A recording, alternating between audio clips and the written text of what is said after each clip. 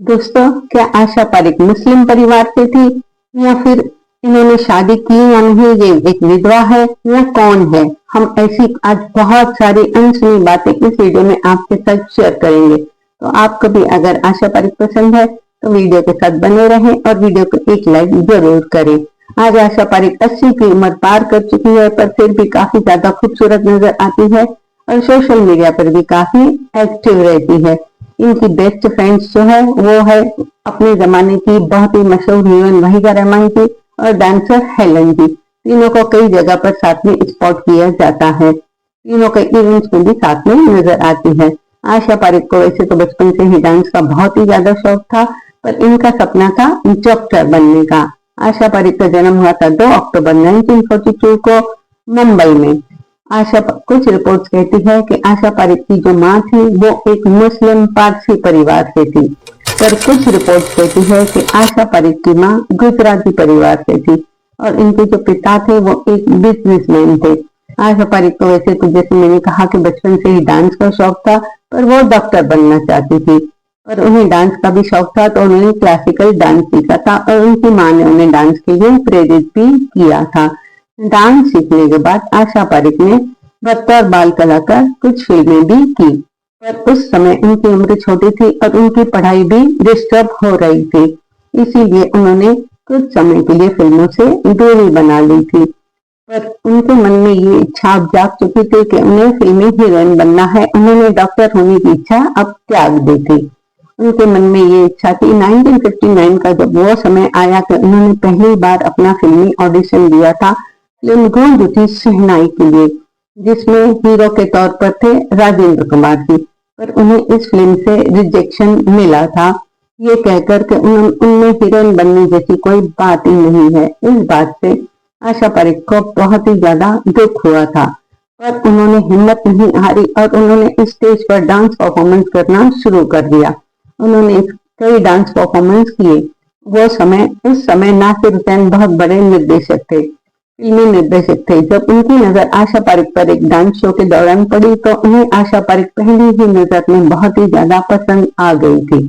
वो अपनी फिल्म में एज हीरोइन आशा पारेख को कास्ट करना चाहते थे। जब आशा पारेख को इस बात का पता चला, पहले तो उन्हें बिल्कुल भी भरोसा नहीं हुआ, पर उन्हें नासिर साहब ने पहला ब्रेक दिया फिल्म दिल देके देखो में, जिसमें इसी के अपोजिट थे उस समय के बहुत ही बड़े स्टार शम्मी कपूर जी, और ये फिल्म रिलीज होते ही सुपरहिट हुई थी और आशा पारेख भी रातों रात एक बड़ी स्टार बन गई थी।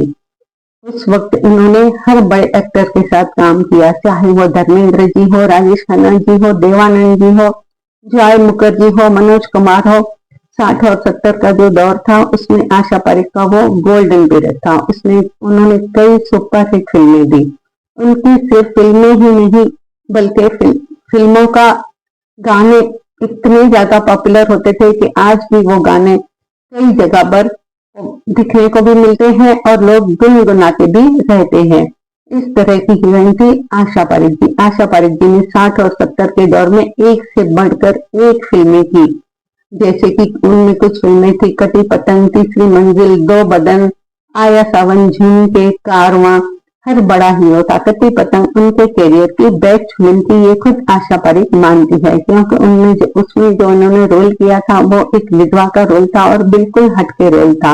इस फिल्म में आशा पारेख के अपोजिट थे राजेश खन्ना जी, जो उस समय के सुपर स्टार थे और ये फिल्म सुपर हिट थी। इस फिल्म के गाने भी बहुत ही ज्यादा उस समय पॉपुलर हुए थे। इस कटी पतंग फिल्म के लिए आशा पारेख जी को बेस्ट एक्ट्रेस का फिल्म फेयर अवार्ड भी मिला था।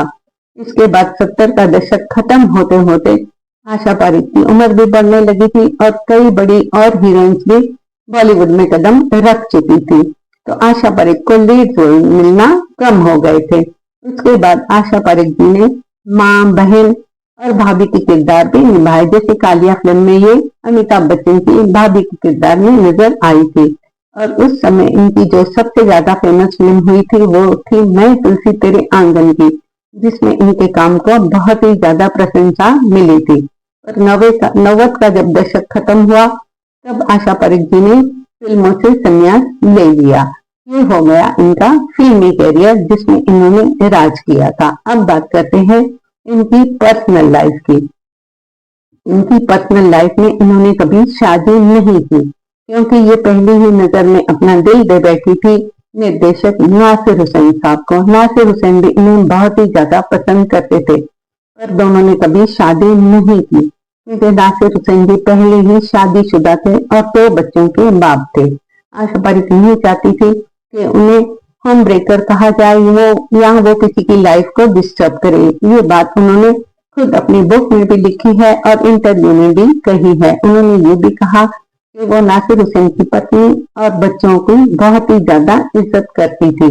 नासिर हुसैन की मौत 2002 में वैसे तो हो चुकी है, पर आशा पारिक को इस बात का कोई भी दुख नहीं है कि उन्होंने कभी शादी नहीं की। उनका कहना है कि शायद उनके नसीब में शादी ही नहीं है और अपनी लाइफ में वो काफी खुश है। वो अपनी मर्जी से अपनी जिंदगी जी रही है। उसके बाद आशा पारिक ने जब फिल्मों से संन्यास लिया तो उन्होंने टीवी और फिल्म प्रोडक्शन में भी काम किया। उसके बाद जब आशा पारिक की मां की मृत्यु हो गई तो आशा पारिक कुछ समय के लिए डिस्टर्ब जरूर हुई थी, पर बाद में उन्होंने कहा कि उन्होंने खुद को संभाला, उन्होंने यात्राएं की और वो अपनी लाइफ में काफी खुश है। उन्होंने बहुत ही ज्यादा पॉपुलैरिटी भी हासिल की है और उन्हें इस बात का कोई दुख नहीं है कि उन्होंने शादी नहीं की। तो ये था हमारा आज का वीडियो।